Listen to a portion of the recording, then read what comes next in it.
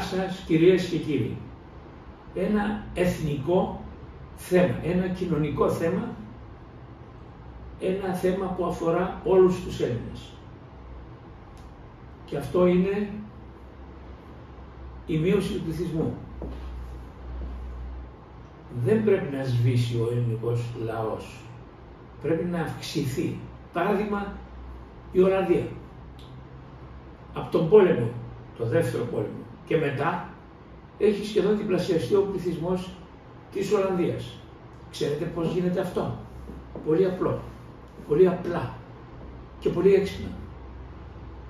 Στοχεύεις στο τρίτο παιδί. Στο τρίτο παιδί.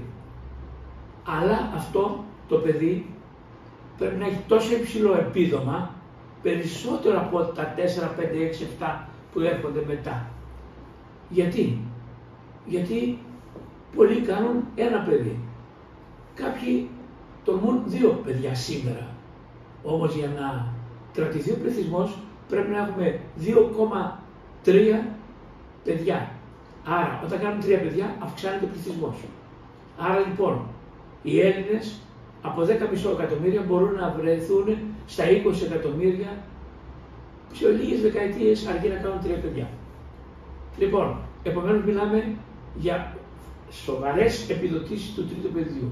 Σοβαρά να το πάρει το κράτος, η πολιτεία και να βοηθήσει τους τρίτεκνους. Από εκεί και πέρα. Για τους πολυτέκνους πρέπει να υπάρξει, γιατί είναι λίγοι οι πολυτέκνοι, είναι πολύ λίγοι οι πολυτέκνοι, είναι να τους δώσει τα χρήματα εκείνα που χρειάζεται για να ζήσουν σε απομακρυσμένα χωριά και νησιά. Να ζωντανέψουν αυτά.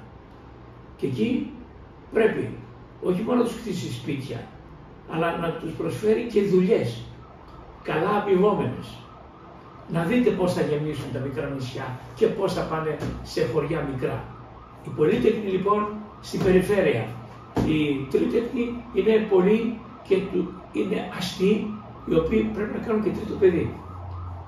Λοιπόν, η καλοπέραση που νιώθουν κάποιοι νέοι είναι λάθος.